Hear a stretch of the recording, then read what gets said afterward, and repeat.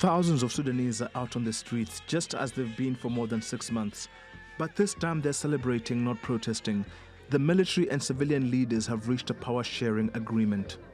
The two sides agreed to establish a sovereign council to be shared between the military and civilians for 3 years or more. They also agreed to create a civilian government that is nationalist, competent, and independent under the leadership of a prime minister with the same qualities.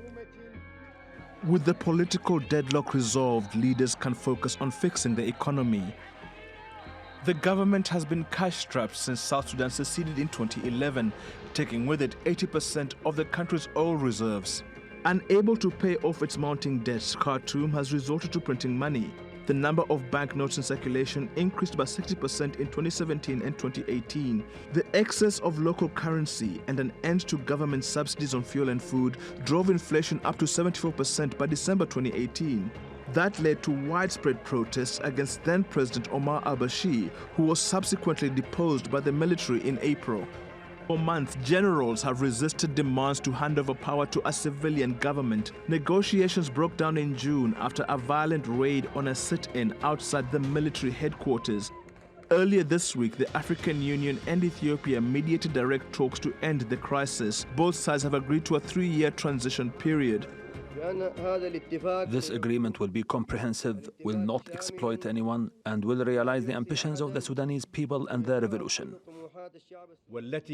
This agreement clears the way to creating a transitional leadership that will address the political, economic, and social vacuum. One of the biggest priorities of this government is to ensure peace and conduct an independent, transparent investigation to find out who killed the martyrs and hold them accountable.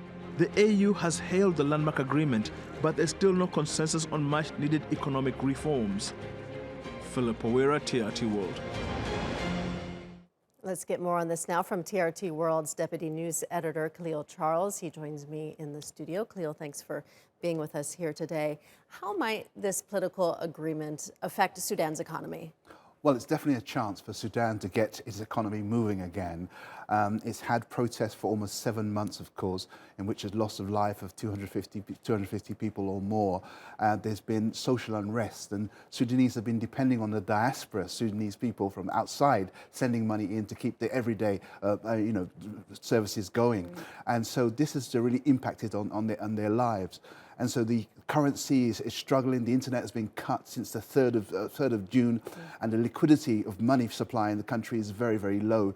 So all these things have to change, and this is an opportunity. It's going to be by no means easy for that to happen, but this, I think, is the best opportunity, the best chance they've had for months and even for years to move the country forward to prosperity. Those people certainly seem to be hopeful. We saw those celebrations in Khartoum, but you said that this will not be easy. So what are some of the challenges that we could see moving forward? Well, Sudan has a crippling balance of payments deficit, almost 60 billion. And one of the problems there, it's unable to get any debt relief for the loans it's taken out to the World Bank, IMF, etc. It can't get any relief for those loans because it's still regarded as a country that sponsors state terror. And until that lifting is removed from it, it will not be able to get any kind of release for those debts. So that's the problem it faces. There's no infrastructure in terms of investment for infrastructure in the country. So the roads and the railways.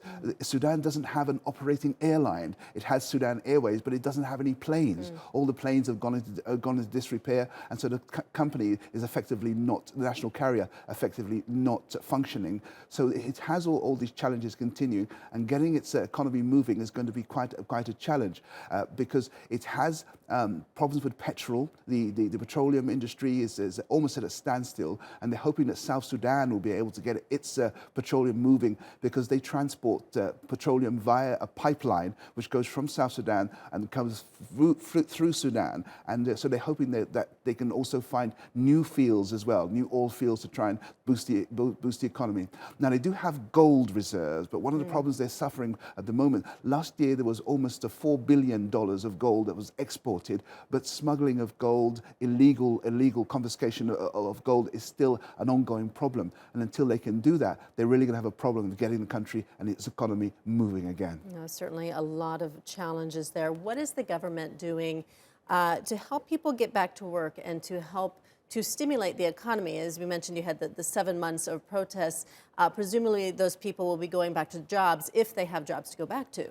Yes, indeed. The small things the government have tried to do, really, they've tried to keep up the subsidies for bread, so we don't see as many bread queues as they were initially in the country. They've also put on free transport for internal routes inside the city, and also for between cities. They put on free transport to get workers back and forth to work. So they've tried to do that.